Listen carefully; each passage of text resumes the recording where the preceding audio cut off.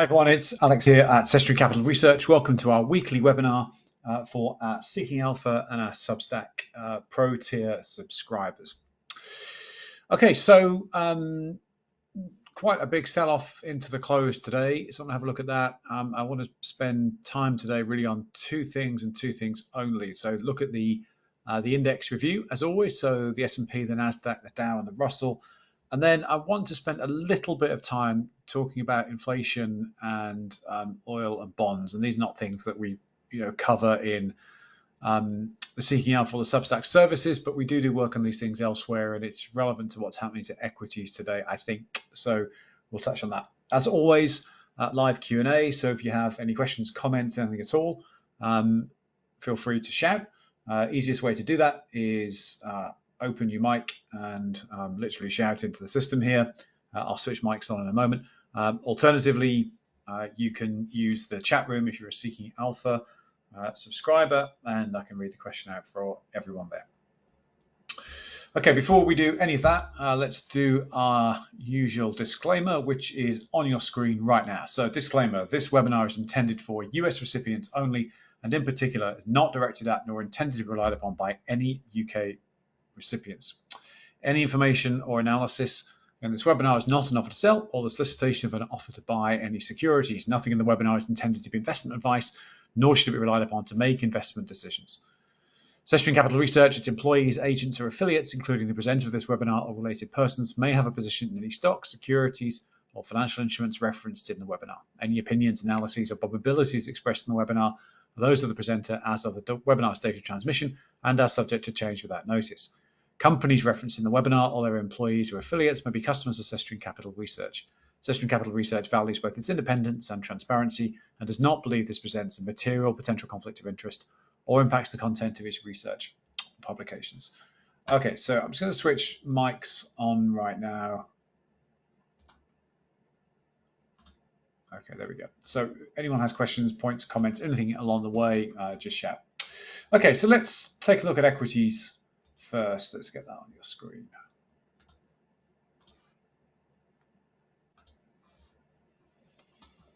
Okay, the first thing I want to start with actually is the yield on US government bonds, specifically the 10-year yield.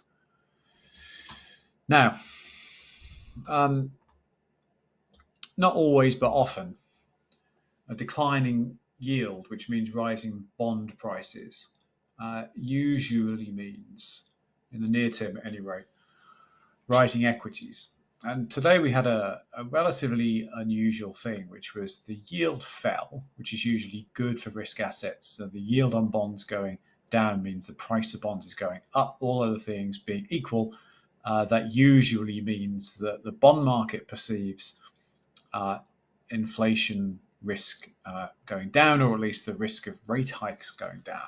So the bond market today said that it was less concerned about rate hikes. But equities today, I'll just put, this is the S&P futures on the chart right now. Equities today said we're very concerned about something, clearly.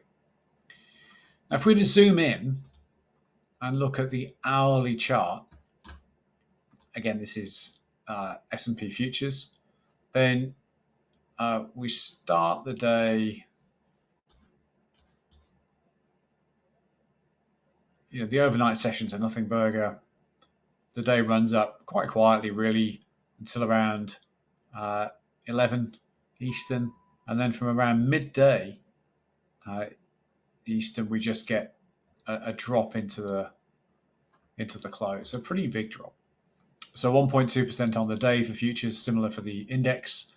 Nasdaq down 1.5, Dow down 1.3, and Russell down 0.9. Now, if you hold, any kind of levered instrument, be it futures or levered ETFs, then days like today can look pretty brutal on the long side.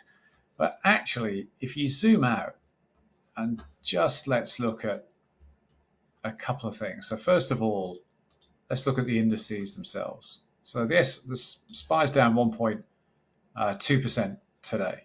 And this is a weekly chart you have right here. And zoom in a bit, look at the monthly. It's hard to conclude from the SPY chart that today, is anything cataclysmically terrible. If we look at the daily, yeah, it's a big red day, but SPY is just back to where it was on March the 19th. And, not much more than a month ago, this level that we're at today, 513, where it closed, was a new all-time high. So it could be that, the much talked about base case outlook we've put in here, it could be that the S&P has reached a local high and we're due to see a big sell-off. That definitely could be. I'm not convinced of that. And one of the reasons I'm not convinced of it is back to that 10-year yield. And in particular, if we were to look at US government bonds, here's TLT, which is an ETF that covers US government bonds. It's sort of a proxy for government bond prices. You can trade it if you only trade equities. Zoom in, look at the daily. Bonds bottomed in October 2023, not in 22 when this is the equity bottom here, October 22. Bonds rallied with equities and then sold off in particularly the July to October period in 2023 when fear gripped the markets for a little bit.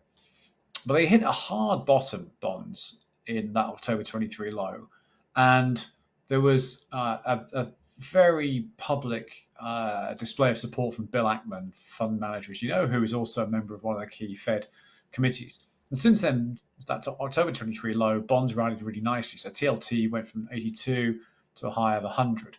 And then there's been a sell-off, but it's a pretty gentle sell-off. It's just at around a 0.5 Fibonacci retrace, and it's found support there on Tuesday, Wednesday, and today.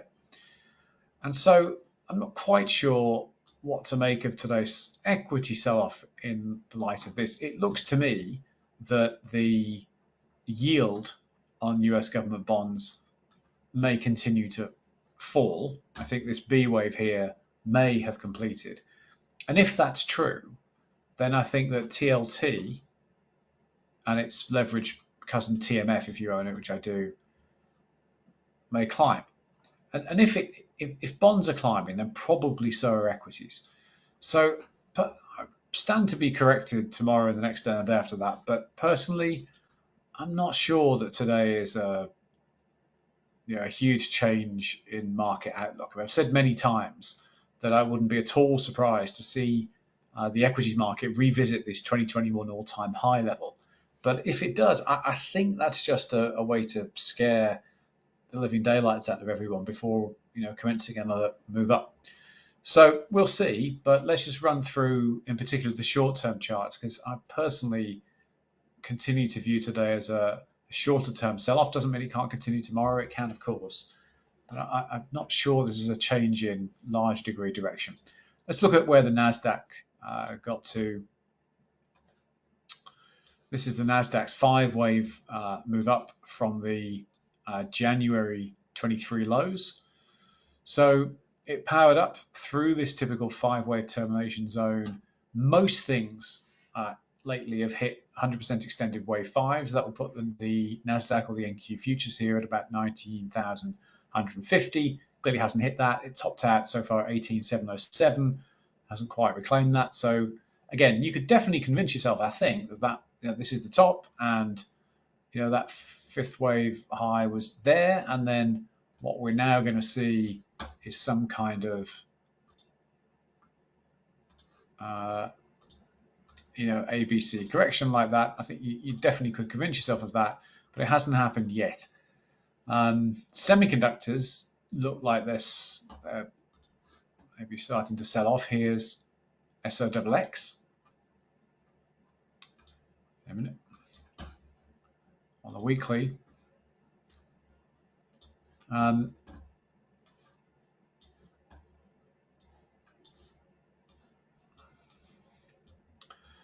So again, a reasonable sell-off today, but we're just back to where we were at the end of February after a little bit of exuberance here. So this looks like a little bit of sideways consolidation in semiconductors to me.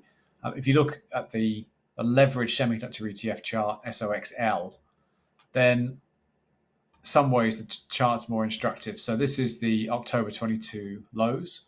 We get a wave one up into the July 23 highs, down a 0.618 retrace. Not much of a retrace for a levered ETF into the October lows. A wave three up, almost a 2.0 extension. And then we've put in this wave four down, which so far, it was lower than this in the middle of March, and it's dropped to a level which is between the 38.2 and the 0.5 retrace of this wave three up. Well, that's so far a pretty normal wave four low, and until proven otherwise, I think SOXL is in this fifth wave up, I think. And if it is, then it's hard to see that the Nasdaq is going to be running down or the S&P running down, because the semiconductor components of these businesses, of these indices, remains pretty high. So let's zoom out. Let's go. Let's look at the S&P. Let's take a bearish look. Let's say that we could be in this wave four down, and we could revisit the 2021 all-time highs before another move up. It would be wise, I think, to be prepared for that. Nasdaq, same story. We could see a retrace down to the 2021 all-time high before another move up. Dow, let's look at if we zoom out on the Dow, we use the DIA to look at that.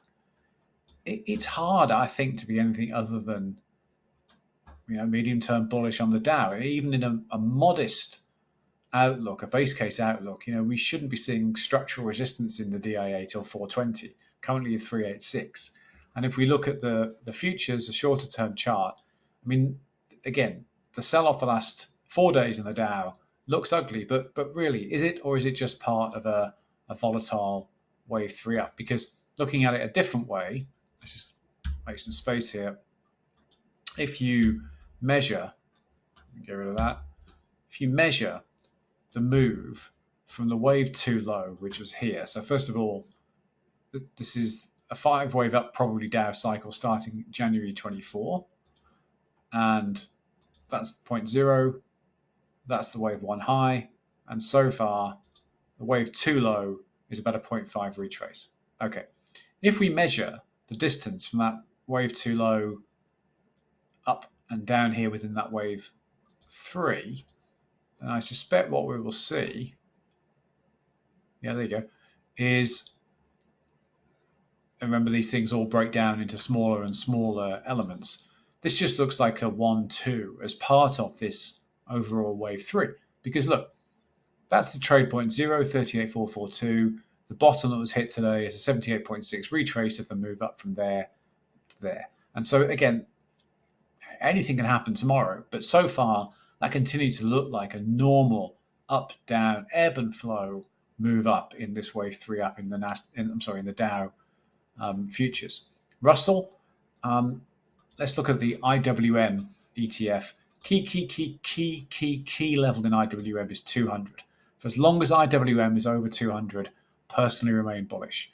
And today it closed just short of 204. That is not in and of itself a bearish sign for me. And if we look at Russell futures, here we go. Again, no reason why. It could be, of course, that was the wave 5 high, and we're now going to see an ABC correction. Of course, it could.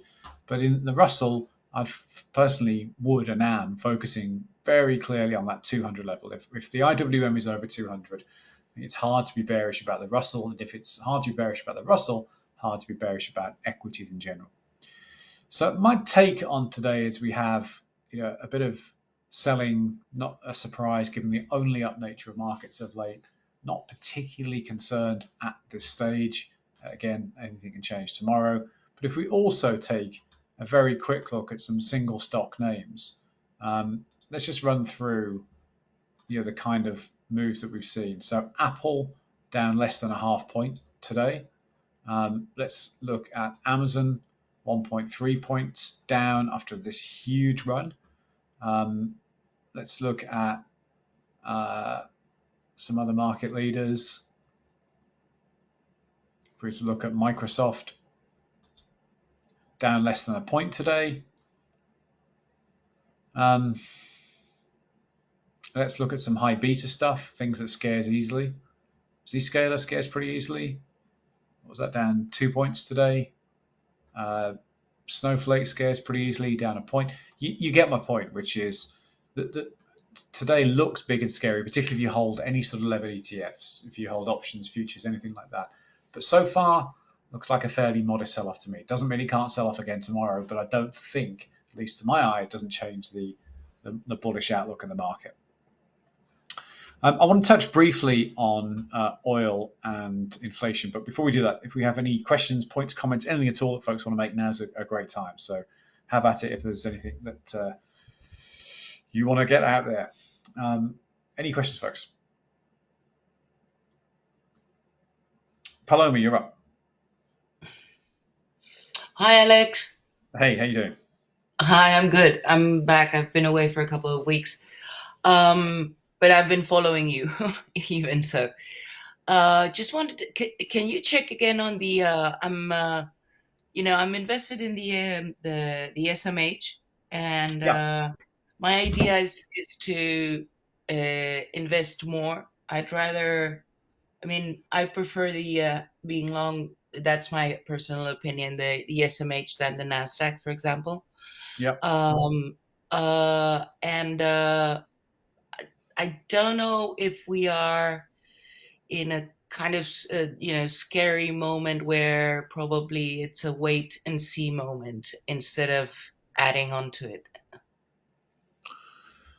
Yeah. Okay. So SMH on the screen right now. This is my take, which as follows. So my best opinion is that the right place to start all these charts is the COVID low. In other words, this bull case that we talked about for some months. I think that's the right one. It's not proven yet. Blah blah blah. But that's my instinct, because it just seems to it makes better sense of trying to marry up how the indices look with how single stocks look. And I've said this before, but if you look at the single stock names, the high, the scary high beta stuff, if you chart those from the 2018 low, then 2022 doesn't make any sense. Okay, it's just a very strange, overly bearish anomaly because it's far too deep of a wave 4 sell-off. If you chart them from the COVID lows, then 2022 makes all the sense in the world because it's a wave 2 sell-off. And if you apply that logic to the majors, to Microsoft or the S&P or the Nasdaq, you can make sense of those charts if you start at the 2018 lows, but you can also make sense of them if you start at the 2020 lows.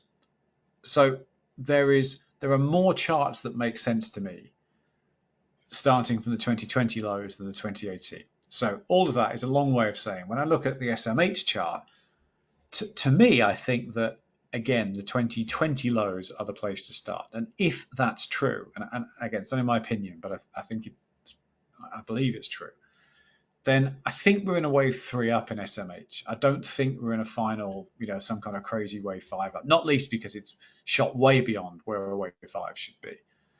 So I think where SMH is it started, the COVID lows at 48. It's gone through a stock split, I think. So this is all split adjusted. It puts in a high early in 2022 at 160.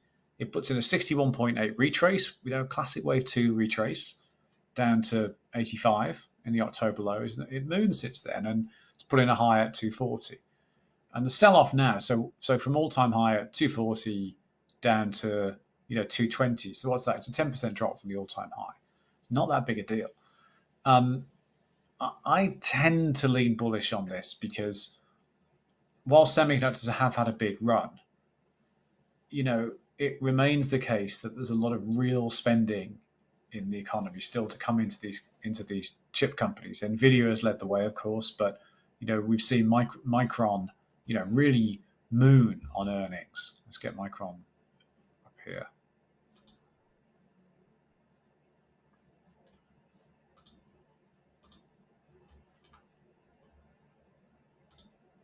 Yeah. I mean, look at that. That's not a wave 5. That's a wave 3. I mean, just look at it. Mm. Um, Marvell shown some strength lately. You know, um, Qualcomm. I didn't really catch it properly, but I think it looked. Yeah, Qualcomm's made some nice moves. These don't look like, the last gasp of a bull move to me. They look like wave 3s. So when I look at SMH, I remain bullish personally. So I own a SOXL, which is as you know, a levered version of a similar underlying ETF. I hedged it right at the close today. I was busy today and I missed the start of the sell-off, so I didn't get a chance to hedge right at the right point. But I hedged it with SOXS just before the close. That'll be showing a small gain right now. I probably will be looking to take that short gain. It's not much. It's a point or two probably. Take that short gain overnight because yeah, it could sell off more tomorrow, but if it does, I can always sort of scalp short if you like. If it keeps moving down. But I don't think we're in a top for SMH. I don't. I mean, I could prove horribly wrong, but I don't think we're at a top. I think there's a moment of weakness. Sure, there's probably a bit of rotation into energy stocks.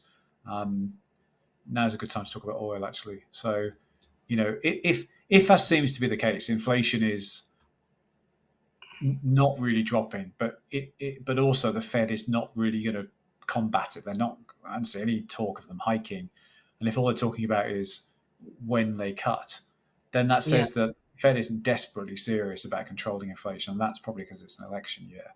So I think what that means is that prices of everything will go up, but rates won't go up to combat that. And so commodities like oil, I mean, this is USO. Oil looks to me to be clearly in a wave 3 up right now.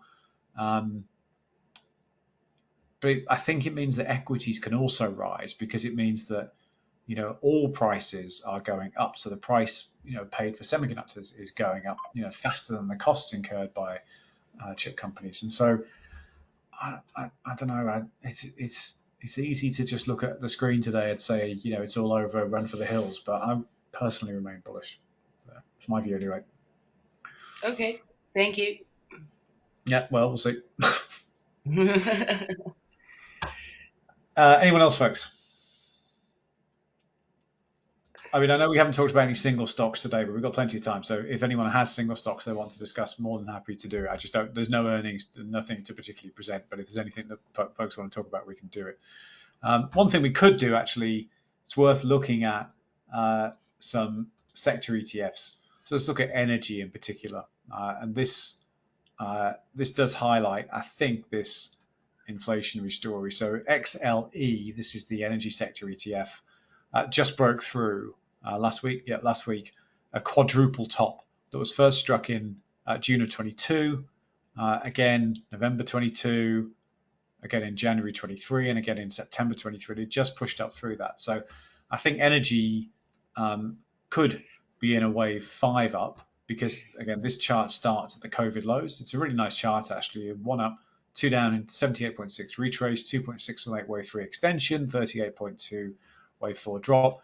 And we should see XLE top out somewhere between 110 and 121, something like that. So I think what we might be seeing at the moment is some rotation of money out of tech, maybe out of semiconductor in particular, because it's had such a big run up, into energy to catch this move as it pushes up over this quadruple top. So XLE is a pretty concentrated ETF. It's got a small number of pretty large US oil companies, but it's not a bad proxy for commodity assets. USO. Let's just look at this chart again. USO charts really nicely. This is at the US oil fund ETF. So again, starting from the COVID lows, that's down at 17, puts in a wave 1 up, a wave 2 down, 38.2 retrace, 2.236 wave 3 extension, 38.2 wave 4, and then a big wave 5, 100% wave 5 extension that peaks in the middle of June 22. And that's at the point where, if you recall, there was max fear about rates and inflation, equities, and so forth. As that fear eases, oil drops. We get this A, B, C correction down into the March 23 lows, and then we get a sort of a fake out run up and a reset, and then a proper wave one up, and now wave two low, and now wave three up. So I think energy and commodities in general are probably sucking up some capital because I'm no kind of oil analyst, but even I can look at that and go, oil's probably going up. So I have a pretty big position in UCO right now. That's the levered, 2 times levered oil ETF. And if we look at UCO, again, I'm long this, we see a similar pattern right now. So this is the June 2022 highs, ABC correction into the March 23 lows, fake out up and all the way back down again. And then the wave one starts in earnest June 23, peaks September 23, 88.6 Fibonacci retrace down to the dollar, and looks like UCO is in a wave three up that could reach maybe 44 from the current 35. So, I know nothing about oil, but I can look at that and say, well, that's probably going up.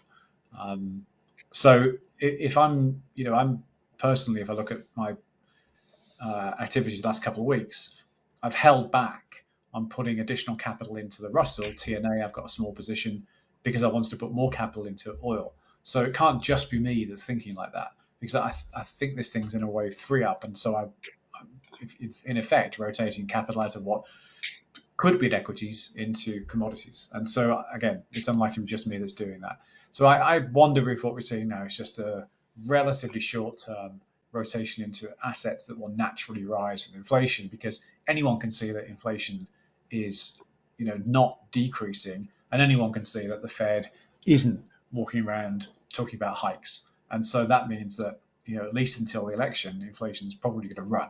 So where's a good place to put capital? Commodities. The argument against that, by the way, is bonds. So I can't quite stitch this together because, again, go back and look at TLT. Bonds are moving up. Now, TLT's not really started a wave three yet, or it might have done, but it's too soon to tell. But it might have put a wave too low in. And so say it's a little bit unclear at the moment, but oil up, pretty strongly up. That says commodities probably up. That says inflation isn't going away, but that bonds are also not going down, suggests that probably rates are not going to get put up. And if rates are not going to get put up, then I don't really see what's going to squash equities, because if inflation is up, but rates are not up, corporate earnings should rise. And also, if rates are not up, the cost of leverage should not go up, and therefore corporate buybacks should continue or possibly increase. So all in all, again, it's easy to look at the screen today and just go, yikes, run away. But I continue to be bullish on these things. So I'm bullish on equities. I think oil is set for a good run, just technically. Again, I know nothing about oil, but just on the charts. And bonds, I don't know yet. You could certainly construct an argument why TLT should, drop to 86 from the current 92, down to a 78.6 retrace. But it looks like this is setting up a wave too low. So it struck this level in the middle of February, again at the end of February, retested it this week. And so it looks like this could be a wave too low. And if bonds set off to the upside, then probably so too will equities. And so it could be that we have equities, commodities, bonds all going up. And if we do, that I think is a reflection of inflation is not going down and rates are not going up. So this is all a response to Fed policy, in effect, I think. Anyway, anyone have any more comments or questions? Yeah, industrials, XLI. Yeah, it's on fire, isn't it? I haven't checked, but Yeah, yeah, I'm long XLE and XLI and XLK. So I have the three of them: yeah, healthcare, energy, and industrials. But I'm very happy with energy, but I'm also super happy with industrials. yeah. General Electric was amazing. the Yeah, results that came out. yeah, that looks great. Okay, so again, so this is XLI Industrials. So yeah, you'd say that's got quite some way to run yet. Um, so let's say if that just puts in a normal wave three, then I mean that could go to 180, right? Yeah. There you go. So again, start at the more I look at it, the more I think, well, why wouldn't you chart these things in the COVID low? Because you get this colossal sell off of everything, everything. Bonds, equities, commodities, everything, and then you get this hard turnaround in Fed policy where you get this flood of free money that continues all the way through 2021. Then they slam the brakes on. So of course that's going to look like a wave two in anything into 22. And what comes after a wave two? Well, a wave three. So the more I look at it, the more I think, okay, you have to start charting these things at the COVID low because not only do you have this monetary policy effect, you also have a lasting change in all kinds of things, consumer behavior, work patterns, all this stuff. It sort of was a point zero. So yeah, if you look at XLI, well, that's a big move up. It's a shallow wave two, but that's still an okay wave two. And so you'd say, why couldn't that hit 180 or at least 140? It's only at 123 now. So yeah, XLI looks really good. XLE we just looked at. How far could it go? Um, I'm going to guess somewhere between 110 and 120 from the current 97. So that's a nice run. XLK. Um, okay, so this is charting from the 2018 lows. Let's go from the 2020 lows. So that gives you a one, a two. I'm just going to relabel this here.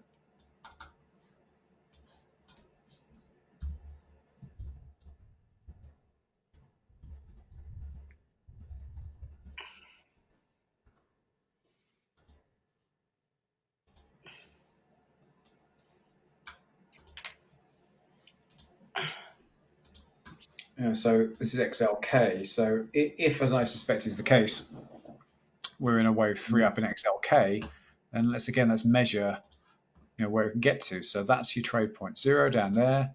That's your wave one high. That's your wave two low.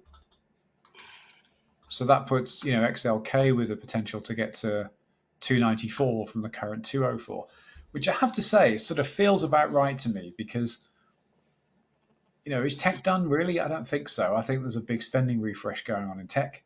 Um, lots of tech companies benefit from inflation because they're price setters. They sell things that people have to buy. They don't, employ many people relative to revenue, and so if labor costs go up, doesn't really hit them that hard. Um, so yeah, so XLK still looks pretty good to me, to be honest. So I don't know.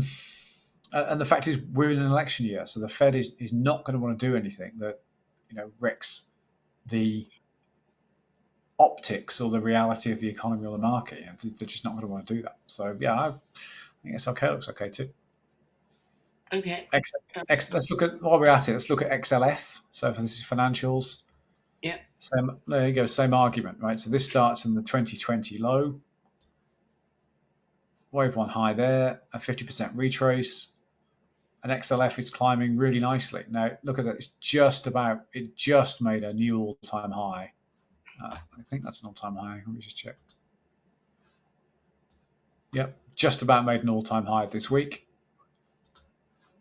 And in theory, right, financials are supposed to climb when rates get cut, but these things are climbing anyway.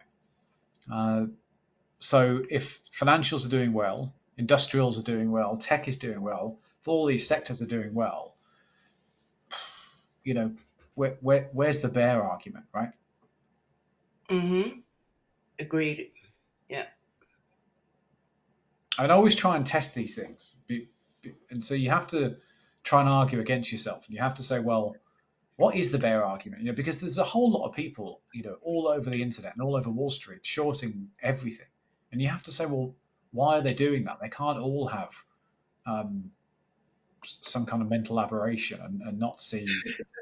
But I mean, you'd say, I mean, people have been shorting since October 22. I mean, Mhm. I mean, I don't know why. But you'd have to say, okay, well, what is it they think? They think that inflation's running away, so rates have to get hiked up, and when rates get hiked up, the economy is going to hit a hard landing, and earnings are going to decline, and the net equity is going to decline, and blah. And that, I mean, if that's the bare argument, okay, but where's the evidence for it, right? Because the economy still looks good. Rates, nobody is talking about putting rates up, even though inflation is proving more persistent than expected. It seems to me the probable scenario is we get a rerun of 2020, 2021, which is the Fed leaves it far too long, inflation gets a hold, and then they have to whack rates up, and then we see our, wave three highs and whatnot next year. That seems quite likely to me. Um, so owning things like XLE and USO, UCO, all the while this is happening seems smart to me because inflation will continue to push those up, and they probably won't reverse when the Fed eventually does hike. Uh, so if you were smart back in 2021, look at XLE in 21. So XLE puts in a wave too low in October 2020, and XLE, moons through 2021, as did, high tech.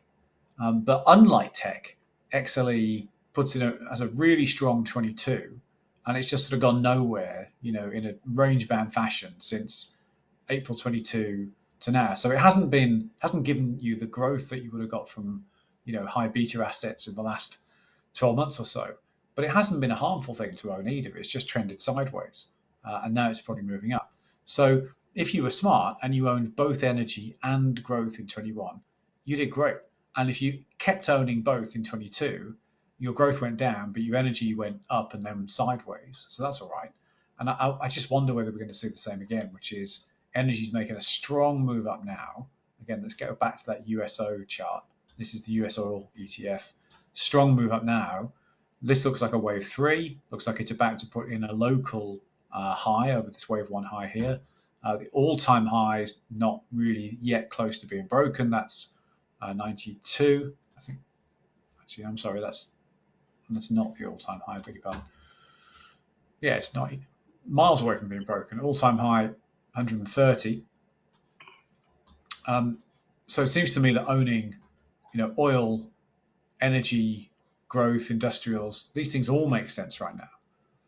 Mhm. So I constantly look for, okay, is this wrong? Okay, is it wrong to just be blanket bullish? But it wasn't wrong in 2020, and it wasn't wrong in 21. And so I, I have to ask myself, well, why would that make 2022 the template year? It doesn't. It was just a down year. You can also look to what happens in up years, and that's the template for other up years. So I must admit, I struggle to see the, it's all going to hell argument. But there's a lot of smart people who think it is. So I constantly look at it, but I don't see it personally. Okay. Anyone else, folks? Okay, we have some written questions. Hold on one second. Okay. So Klaus notes SMC, Nvidia, Micron down 3. Yeah, AMD's down 8%. The fact is that AMD's it's just not as strong of a stock or a business. It just isn't. It does not have the monopoly power that Nvidia does. Let's look at the chart. AMD here.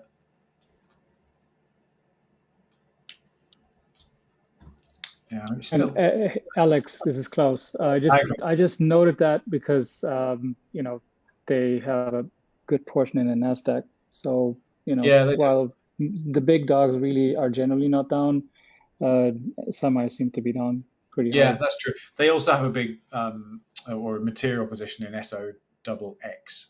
Yeah. So that's tracked that down a bit. Yeah, but Yeah, I tend to ignore SMCI, to be honest, because I think it's sort of a meme stock, and so I'm a bit hesitant to read anything into it because I think it's an options game that you know is brilliant if you are controlling the game, and you're on a magical mystery tour if you're not. So I tend to not look at it, but what I do look at a lot is Apple. And I look at how well is Apple doing, because Apple's obviously not having the most wonderful time fundamentally at the moment. And so if Apple is holding up okay, then I tend to not worry that much. And so far, Apple is holding up okay. Um, so Lakshmi says, any thoughts on what's happening in the Middle East and its effect? No, not really. I mean, if we look at, let's use the ETFs to look at that. So uh, let's look at the individual defense names to begin with.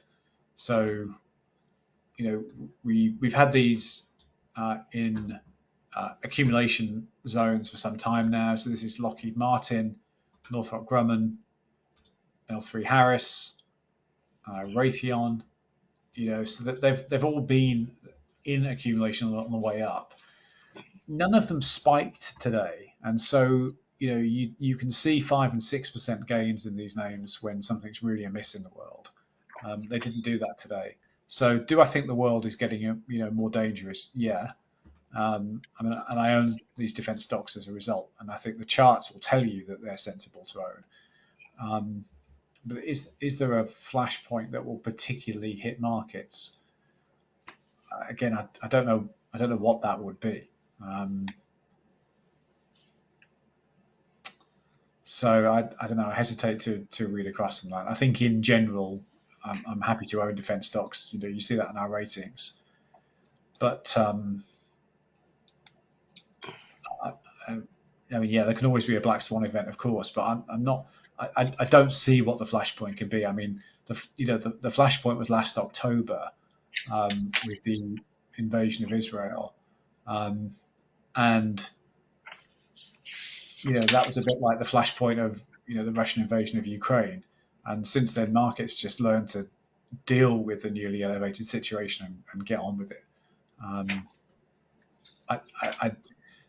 I'm no Middle East expert at all, but there are very, very large economic interests between the US, Saudi, and others who don't really have any interest in the region becoming a tinderbox. So I suspect in the end money prevails. But yeah, who knows? I mean, something mad could happen, but I don't see what market moving event it could be, to be honest.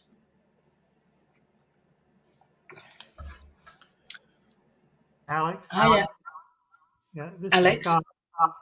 Sorry. In your charts, you have Someone we've got some feedback on someone's mic, so I'm not sure who it is. I think Klaus, it might have been you. I couldn't see. But whoever's got the feedback, can you turn your volume down and then try again? I think it was me, Alex.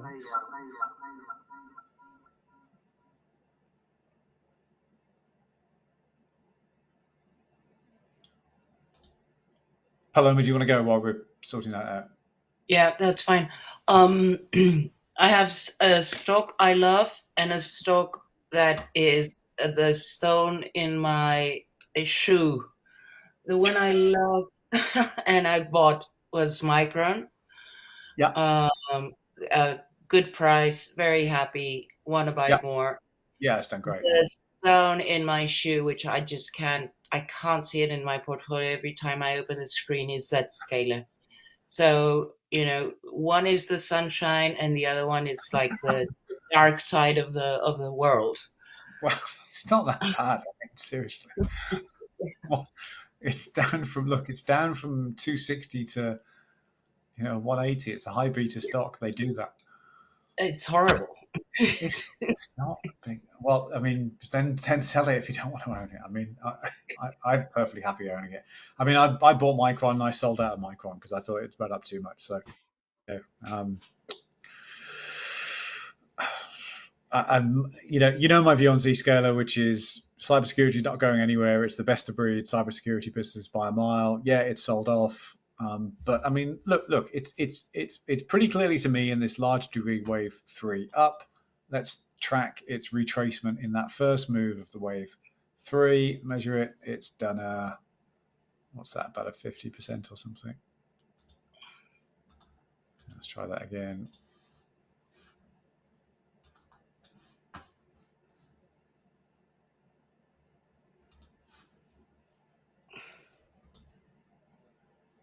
Yeah, so it's not quite a 50% retrace of this move up from the April 23 lows. I mean, you've got to decide what to do. I mean, I have stocks like that where I think I don't even want to see them anymore, so I just sell them and don't think about it anymore. I mean, really. I mean, I've sold a bunch of rubbish this last week. It's not stuff that we cover, but I sort of gave up waiting for Zoom to do anything. I own something called CWH, Camping World Holding. I mean, these are all small positions, but they were doing absolutely nothing. I've held some airlines for far too long. One of them, which I think was Delta, if I recall, finally went green on me, so I sold it. And I never think about these things again. Roku, I dumped. I've got some residual stuff in that. And I just never think about it. I just take the money and do something else more interesting with it. So I never get obsessed with these things personally. So if you don't like it, sell it. Yeah. I own it. I'm happy. I mean, I was far too overweight Zscaler, and I did trim some up here, as I mentioned. So I did take some profits up here. I now have a worthwhile allocation, but I'm not over allocated. So I'm patient on it.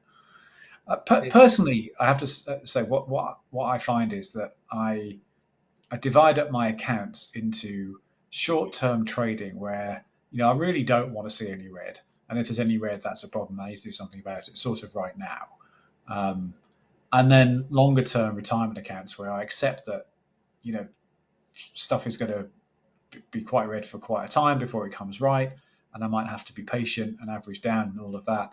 And so my stress level depends on what it is I own. If I've got TQQQ in a short-term account and I've got a big position and it's heading for the deck fast, then I'm going to want to hedge that. But a 20% sell-off in a high beta software stock in my retirement account, if I still like the business and I still think the chart stands up, that doesn't stress me out. Okay. But Understood.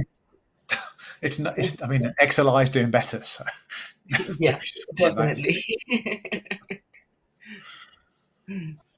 Hey Alex, for Zscaler, if you do a daily, I think it's doing. I think it's doing way four down. If you consider the start of this current wave in somewhere there, like yeah. like there may be a wave to a shallow wave two somewhere around Yeah, I see that. Yeah, I see that. Let's and have I a look. think it's good. So I think it may go as far down as like even like 160, Yeah, 150. 164 is your sort of line in the sand, right? So Oh my below God. 164, that's when you need to worry. Oh my God. Oh, come on. It's like $20 a share. I mean, seriously. I mean, to be honest with you, if you're that stressed about it, I don't know why you own it. 164. Okay. So what? Right? It's, but look, that's what high beta means, right? They're volatile on the downside and on the upside. Yeah. But then don't own these things. I mean, that's what they do. And he's right, which is, look, here's the short-term pattern. There's your 1, there's your 2. Let's measure the 3 in a second. There's your possible 4 low, and there's your possible 5 high. Let's just relabel this.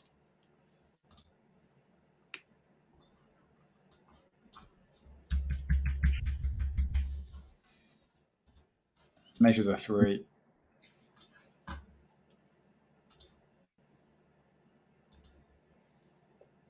Yeah, perfect. Oh, well done. Yeah, good spot. Perfect. Look at that. There's your answer. Yeah, it's going to 164. Okay, nice. That's a beauty. Look at that. Okay, now let's check the retrace here. I mean, who doesn't love doing stock charts, right? It's brilliant.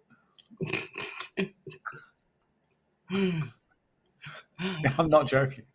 I'm selling tomorrow. Do we like? Look at, oh, okay, but look at that. Look at, that's perfect. Okay, that is a lovely chart. Look at that. Yeah, it's beautiful. Look at it. 61.8 wave 4 retrace on a 1.618 wave 3 extension on a 38.2 wave 2. That's a thing of beauty. Okay, so where's the wave 5 going to go to? Come on, who doesn't like this stuff?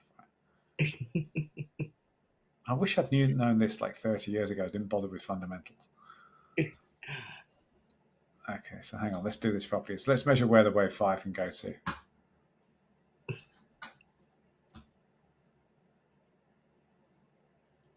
Who was talking before? Was it Alex? Whose chart is this? Oh, this is Julio. Oh, Julio. Hey, yeah, well done.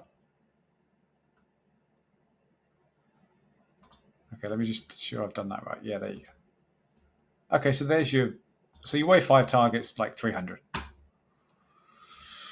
Okay, now let's do the volume. Okay, so start the volume there. Okay, so look, all the buying's here between 140 and 160. First high volume node, 175. So you might see some support at 175. You would expect to see a lot of support at 161. And then, yeah, I'd say wave 5 target 300. That's a great chart, Julio. Yeah, nice work.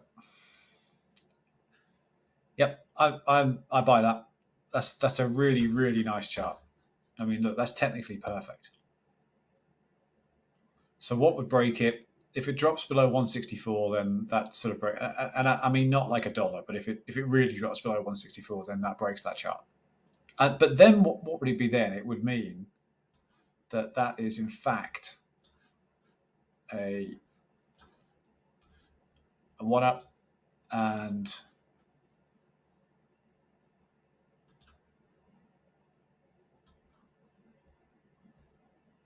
yeah, you'll like this pullover. I'm Okay. loving it. Okay, so if that's a wave 1, then it could go to 122. Yeah, but if it goes to 122, let's get rid of this. Hang on. I mean, again, this is the point of volatility. This is the Buffett point about patience, right? So, okay, so let's get rid of all this. Let's say that's a wave 2 there. Let's get rid of this. Okay, and let's see where a wave 3 can get to.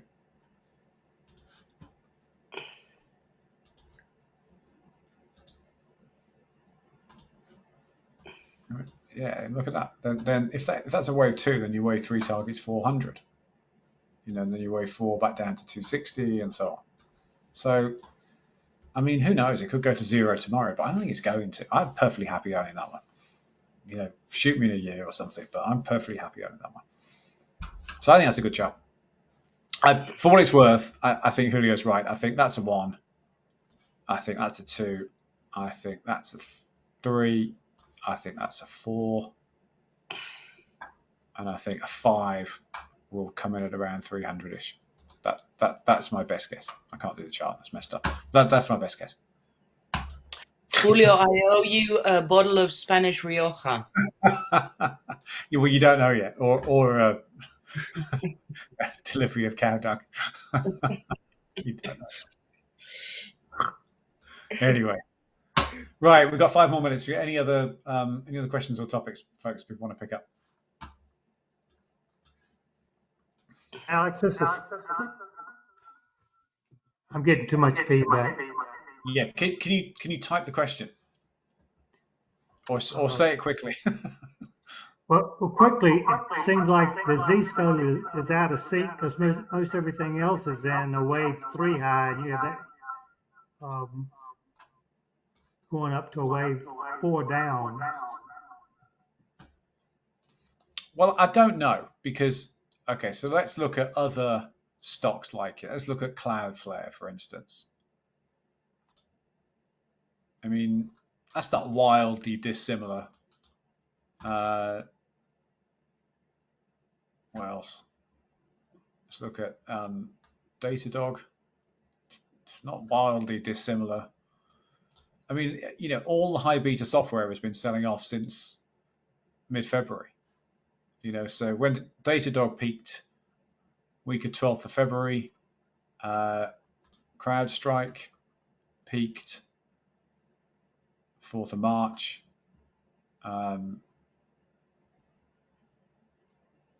MongoDB, 12th of February. What else is there? Snowflake, 12th of February. So the whole sector's just been dumping since the middle of February. That's okay, right? It's allowed to do that. Snowflake scares really easily. And that's still in an uptrend. Look, that's still got, higher lows every time, but it has dumped brutally since that CEO resignation 12th of February. So I think the Zscaler is just trading with, other high beta software names. I mean, that's not that bad a chart. Yeah, I'm sorry, Paloma. I'm still bullish on that. Okay, I'll cut half of the position. Do we like? Don't you know this? It's your money. That's Yeah. Do we like?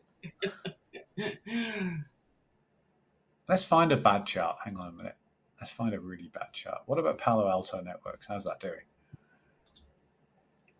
Yeah, that's a bad chart. Okay, look, that's what scary looks like, right? Huge. Even if, okay, let's do this. Let's do this from scratch, right? So even if you say, well, let's start from the COVID lows, like we said we should, and you go 1, 2, 3. Even if you say that, which is very generous on this one, in my opinion, but let's say you say that. So you've got, about a 50% retrace wave 2 there.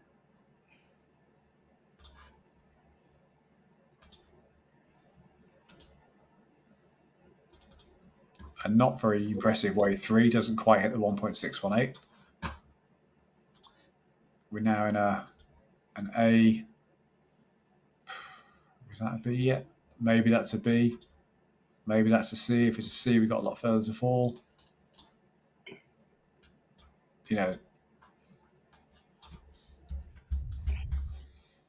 That's a scary chart if you ask me. Zscaler is not a scary chart. That's a scary chart.